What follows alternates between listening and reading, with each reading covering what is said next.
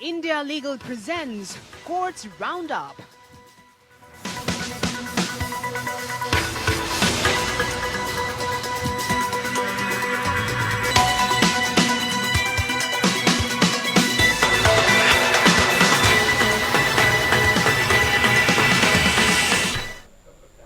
नमस्कार, आप देख रहे हैं हमारी खास पेशकश कोर्ट्स राउंड अप। मैं हूं आपके साथ ऋषु त्यागी। इस बुलेटिन में अगले आधे घंटे हम आपको कोर्ट से जुड़ी तमाम छोटी बड़ी खबरों से रूबरू करवाएंगे। कोर्ट की कार्यवाही और सुप्रीम कोर्ट से लेकर हाई कोर्ट और लोअर कोर्ट्स तक के फैसलों को आपके सामने रखेंगे। लेकिन आगे बढ़ने से पहले एक नजर डाल लेते हैं हेडलाइंस पर।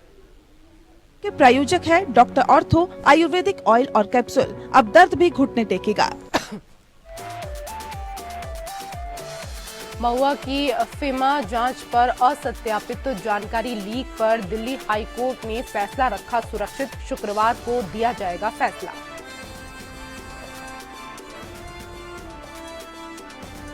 मणिपुर हाईकोर्ट ने की दंगे भड़काने वाले आदेश की समीक्षा। मैतेई समुदाय को अनुसूचित जनजाति सूची में शामिल करने का निर्देश हटाया।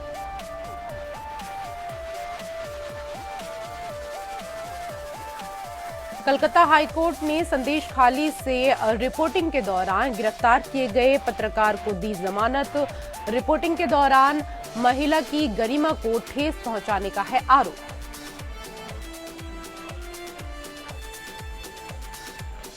बंगाल में शेरनी का नाम सीता रखने पर विवाद पर कलकत्ता हाईकोर्ट ने राज्य सरकार से मांगा जवाब। पूछा, क्या आप घर में किसी पालतू जानवर का नाम भगवान या पैगंबर के नाम पर रखेंगे?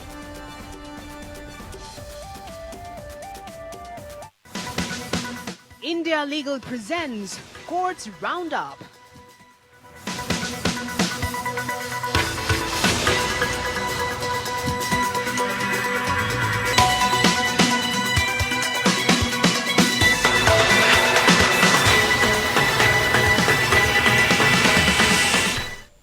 कोर्ट से जुड़ी खबरें अब विस्तार से।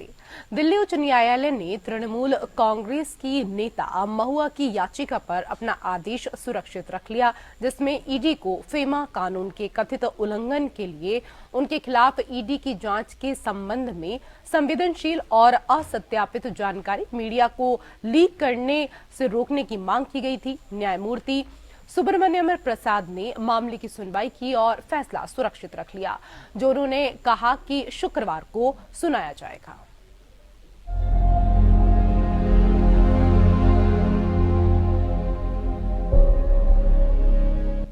तृणमूल कांग्रेस नेता और पूर्व सांसद महुआ मोइत्रा पर FEMA से जुड़े मामले में दिल्ली हाई कोर्ट में सुनवाई हुई, जिस पर कोर्ट ने मामले पर सुनवाई करते हुए फैसला सुरक्षित रख लिया है। कोर्ट ने कहा है कि विदेशी मुद्रा प्रबंधन अधिनियम के तहत महुआ मोइत्रा के खिलाफ जांच के संबंध में याचिका पर 23 फरवरी को आदेश पारित किया जाएगा। दिल्ली हाई कोर्ट में एक याचिका दायर की गई थी, जिसमें उन्होंने ईडी को मीडिया में खुद से जुड़ी गोपनीय जानकारी लीक करने से रोकने की मांग की थी।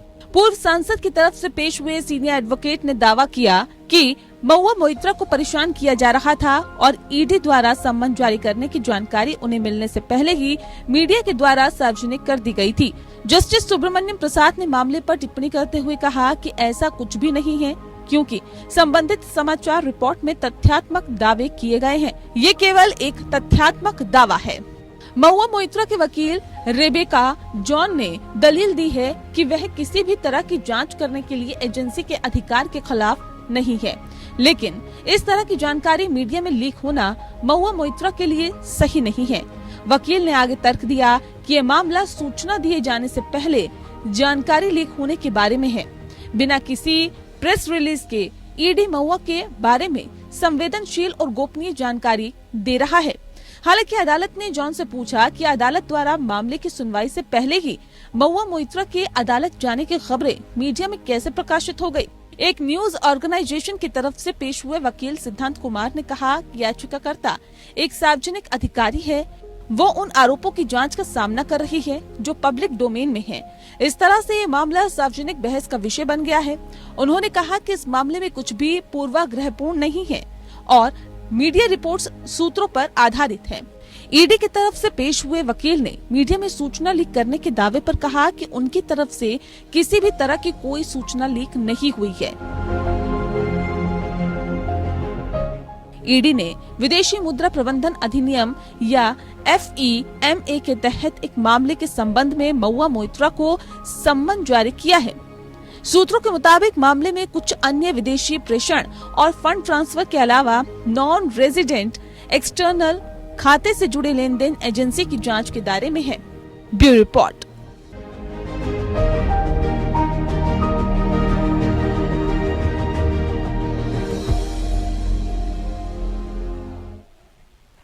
और उधर फैसले के महीनों बाद राज्य में हिंसा भड़कने के बाद मणिपुर उच्च न्यायालय ने मैतेई समुदाय को अनुसूचित जनजाति की सूची में शामिल करने पर विचार करने के लिए राज्य सरकार को दिया अपना निर्देश हटा दिया है। न्यायमूर्ति गोलमेई ने कहा कि विचाराधीन निर्देश महाराष्ट्र राज्य बनाम मिलिंद और अन्य केस में सुप्रीम कोर्ट के फैसले के विपरीत था, जिसमें शीर्ष अदालत ने देखा था कि अदालतें एसटी सूची को संशोधित या परिवर्तित नहीं कर सकती हैं। उच्च न्यायालय ने अपने फैसले में निर्देश दिया पैरा संख्या 17 खंड 3 में दिए गए निर्देश को हटाने की जरूरत है और इसे हटाने का आदेश दिया जाता है। पिछला निर्देश 27 मार्च 2023 को पूर्व कार्यवाहक मुख्य न्यायाधीश MB मुरलीधरन द्वारा पारित एक फैसले का हिस्सा था, जिसमें उच्च न्यायालय ने राज्य से मणिपुर में अनुसूचित जनजातियों की सूची में मैतेई समुदाय को शामिल करने पर विचार करने के लिए कहा था। इस निर्देश के कारण राज्य में व्यापक हिंसा हुई, जिसके कारण अंततः सर्वोच्च न्यायालय को इस मुद्दे पर स्वतः संज्ञान लेना पड़ा। बाद में न्यायमूर्ति मुरलीधरन को कलकत्ता उच्च न्यायालय में स्थानांतरित कर दिया गया।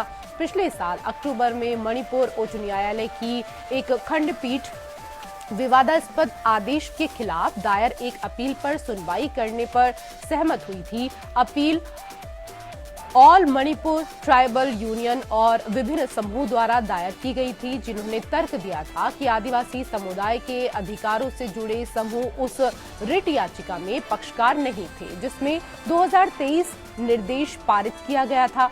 इस बीच उच्च न्यायालय के समक्ष एक समीक्षा याचिका भी दायर की गई, जिसमें मैतेई याचिकाकर्ताओं ने कहा कि मुद्दे की नाजुक प्रकृति को देखते हुए मार्च 2023 के आदेश में निर्देश को संशोधित करें। न्यायमूर्ति गायपुल शिलू ने अब विवादास्पद निर्देश को हटाकर इस समीक्षा याचिका पर आदेश पारित किया है।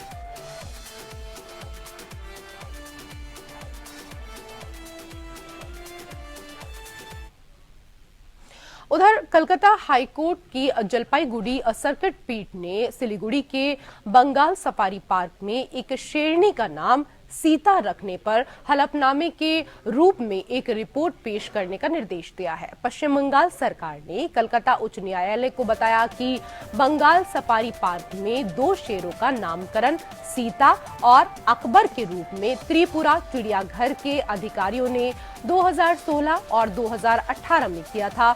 इससे पहले कि शेरों को हाल ही में बंगाल सफारी पार्क में स्थानांतरित किया गया था, कोर्ट ने कहा, मिस्टर काउंसिल, क्या आप स्वयं अपने पालतू जानवर का नाम किसी भगवान या पैगंबर के नाम पर रखेंगे? मुझे लगता है अगर हम में से कोई भी अधिकारी होता तो हम में से कोई भी उनका नाम अकबर और सीता नहीं रखता। क्या हम में से कोई रविंद्रनाथ टैगोर के नाम पर किसी जानवर का नाम रखने के बारे में सोच सकता है? इस देश के एक बड़े वर्ग द्वारा सीता की पूजा की जाती है। मैं शेर का नाम अकबर के नाम पर रखने का भी विरोध करता हूँ। वो एक कुशल, सफल और धर्मनिरपेक्ष मुगल सम्राट थे, कोर्ट ने टिप्पणी की। आप इसका नाम बिजली या ऐसे ही कुछ रख सकते थे, लेकिन अकबर और सीता के ऐसे नाम क्यों दिए जाए। कोर्ट ने आगे पूछा, अदालत विश्व हिंदू परिषद की एक याचिका पर सुनवाई कर रही थी जिसमें एक शेरनी का नाम सीता रखे जाने पर आपत्ति जताई गई थी। वीएचपी की याचिका में आरोप लगाया गया कि शेरनी को सीता नाम देने से हिंदुओं की धार्मिक भावनाएं आहत हुई और उनके धर्म के अधिकार का भी उल्लंघन हुआ। इस प्रकार विहिप ने प्रार्थना की कि शेरनी का नाम सीता से किसी अन्य सामान्य उचित नाम में बदलने के लिए कार्रवाई की जाए। न्यायालय से आग्रह किया गया था कि वो बंगाल सफारी पार्क को जानवर का नाम ऐसे नाम से रखने के लिए तत्काल कदम उठाने का निर्देश दें जो हिंदू धर्म से जुड़ा नहीं है। जब मामला आज सुनवाई के लिए रखा गया तो इस दौरान स्पष्ट किया कि नाम त्रिपुरा चिड़ियाघर के अधिकारियों द्वारा दिए गए थे, न कि पश्चिम बंगाल के अधिकारियों द्वारा।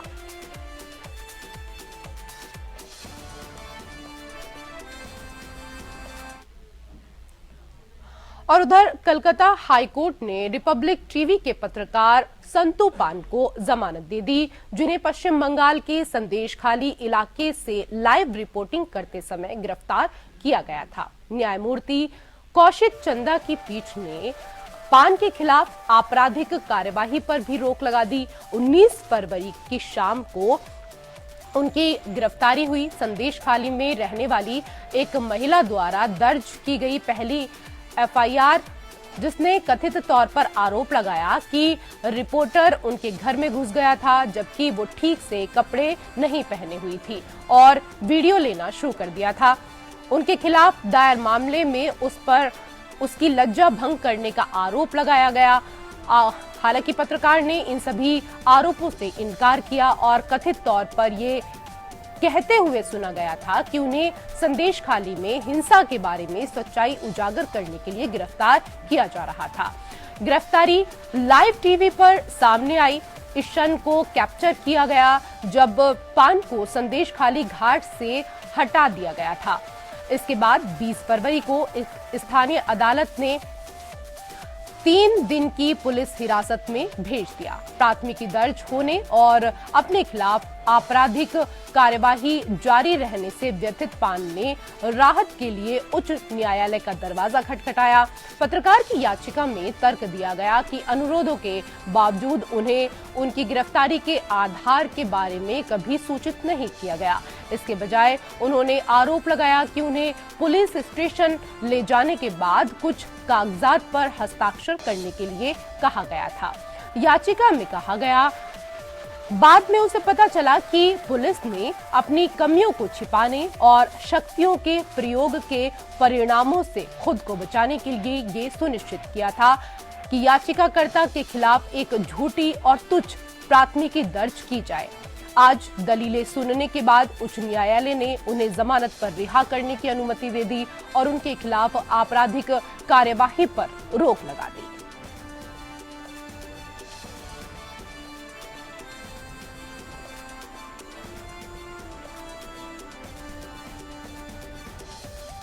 सुप्रीम कोर्ट ने दोहराया कि ब्लैंक चेक जिस पर भुगतानकर्ता ने स्वेच्छा से हस्ताक्षर किया और कुछ भुगतान के लिए प्राप्तकर्ता को सौंप दिया, ये माना जाएगा कि इसे एनआई एक्ट धारा की 139 के अनुसार कानूनी रूप से लागू करने योग्य लोन के निर्वहन में जारी किया गया था। न्यायालय ने बीर सिंह बनाम मुकेश कुमार 2019 में फैसले पर भरोसा करते हुए कहा, भले ही आरोपी ने स्वेच्छा से ब्लैंक चेक पन्ने पर हस्ताक्षर किया हो और कुछ भुगतान के लिए उसे सौंप दिया हो, एक्ट की धारा 139 के तहत ये अनुमान लगाया जाएगा और ये दिखाने के लिए किसी भी ठोस सबूत के अभाव में कि चेक डिस्चार्ज में जारी नहीं किया गया।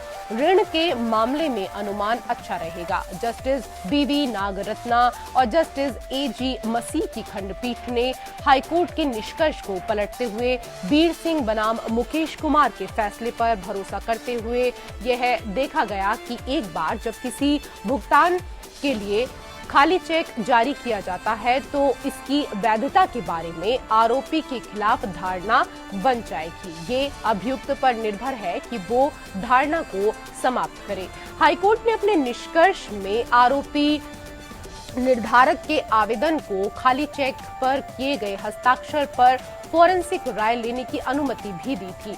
वीर सिंह मामले में सुप्रीम कोर्ट ने कहा कि अगर किसी भुगतान के लिए आरोपी द्वारा स्वेच्छा से खाली चेक पन्ने पर हस्ताक्षर किया जाता है और सौंप दिया जाता है, तब भी एक्ट की धारा 139 के तहत ये दिखाने के लिए अनुमान लगाया जाएगा कि किसी भी ठोस सबूत के अभाव में कि चेक लोन के निर्वहन के लिए जारी नहीं किया गया है। ये धारणा आरोपी चेककर्ता के खिलाफ प्रभावी होगी।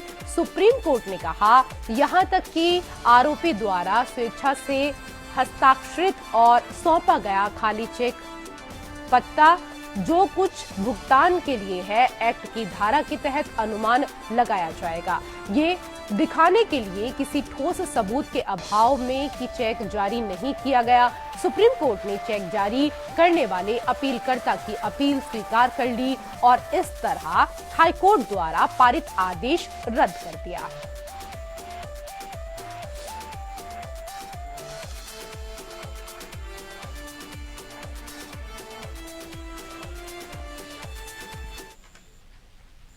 और उधर बॉम्बे हाई कोर्ट ने नेटफ्लिक्स को documentary series the Indrani Mukherjee story buried truth की सीबीआई के लिए प्री रिलीज स्क्रीनिंग की व्यवस्था करने का आदेश दिया है।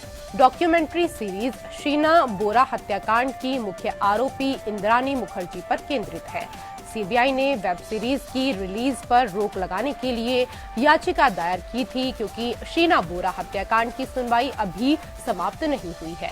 न्यायमूर्ति रेवती मोहिते डेरे और न्यायमूर्ति मंजुषा देशपांडे की खंडपीठ ने आज सुझाव दिया कि रोक लगाने की उनकी याचिका पर कोई भी दलील पेश करने से पहले सीबीआई के लिए ये उचित होगा कि वो पहले श्रृंखला देख लें। हालांकि नेटफ्लिक्स ने शुरू में चिंता व्यक्त की थी कि इस तरह का निर्देश पूर्व सेंसरशिप के समान हो सकता है, लेकिन अंततः ओटीटी प्लेटफॉर्म ने इस सुझाव पर सहमति व्यक्त की। इस निर्देश के मद्देनजर नेटफ्लिक्स ने कोर्ट को ये भी आश्वासन दिया कि वो मामले पर सुनवाई की अगली तारीख तक श्रृंखला प्रसारित नहीं करेगा। विशेष सीबीआई अदालत द्वारा एक वृत्तचित्र श्रृंखला की रिलीज पर रोक लगाने के उसके आवेदन को खारिज करने के बाद 21 फरवरी को सीबीआई ने इस मामले में उच्च न्यायालय का दरवाजा खटखटाया था।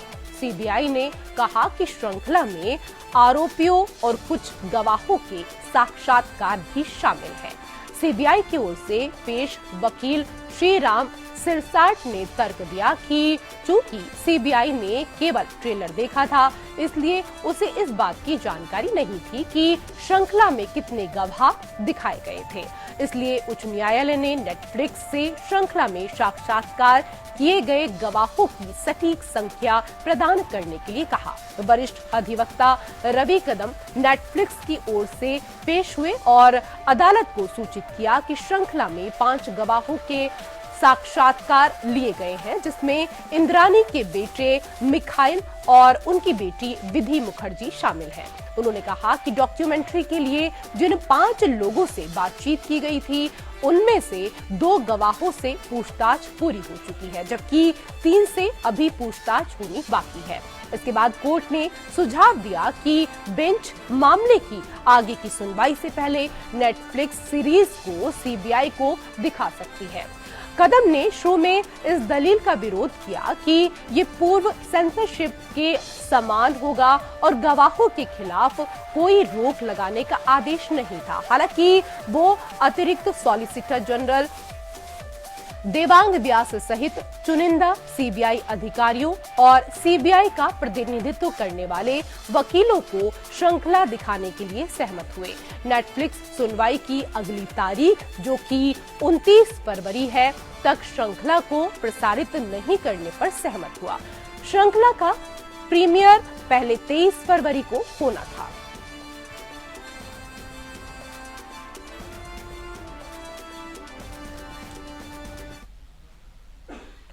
और उधर बॉम्बे उच्च न्यायालय ने अभिनेता सुशांत सिंह राजपूत की मौत के मामले में जारी जांच के संबंध में अभिनेत्री रिया चक्रवर्ती, उनके भाई शोभिक और उनके पिता के खिलाफ लंबित लुक आउट सर्कुलर या LOC का रद्द कर दिया है। LOC को आवर्जन अधिकारियों ने केंद्रीय जांच ब्यूरो के इशारे पर जारी किया था, जो राजपूत के परिवार की शिकायत पर उनकी मौत की जांच कर रही है। न्यायमूर्ति रेवती मोहिते डेरे और न्यायमूर्ति मंजूषा देशपांडे की खंडपीठ ने आज रिया चक्रवर्ती, उसके भाई और उनके पिता द्वारा दायर याचिकाओं पर फैसला सुनाया।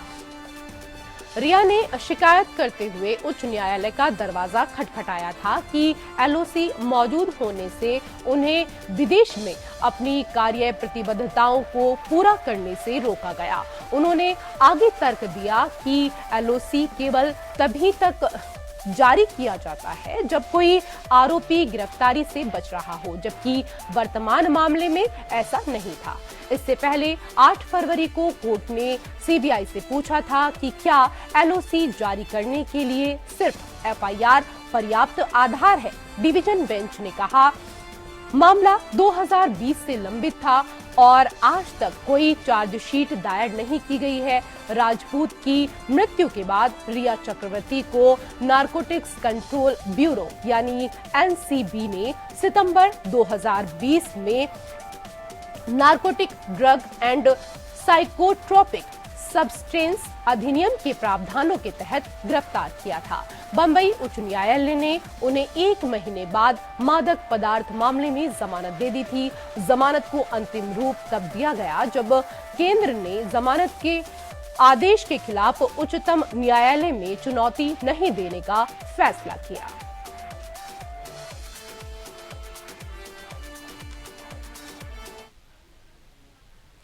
और उधर सुप्रीम कोर्ट ने कहा कि जब अभियोजन का मामला पूरी तरह परिस्थिति जन्य होने के कारण न्यायेतर या जुडिशियल कन्फेशन पर आधारित होता है, तो आरोपी को अपराध के लिए दोषी तब तक नहीं ठहराया जा सकता जब तक अभियोजन पक्ष परिस्थितियों की श्रृंखला पूरी नहीं कर लेता है। आइए इंडिया लीगल वेब रिपोर्टर से इस दौरान इस पूरे विषय को समझते हैं।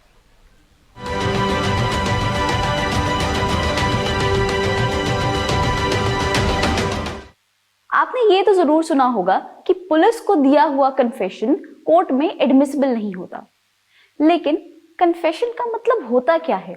इंडियन एविडेंस एक्ट के सेक्शन 25 के अकॉर्डिंग पुलिस ऑफिसर को दिया हुआ कन्फेशन एडमिसिबल नहीं होता। वहीं सेक्शन 26 के अकॉर्डिंग मजिस्ट्रेट को दिया हुआ कन्फेशन एडमिसिबल होगा।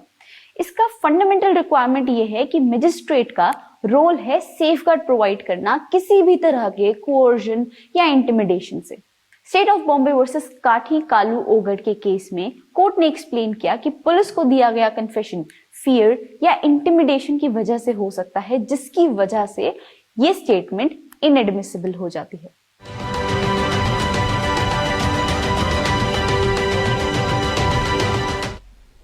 कोर्ट से जुड़ी खबरों में मेरे साथ फिलहाल इतना ही। नमस्कार। India Legal presents Courts Roundup.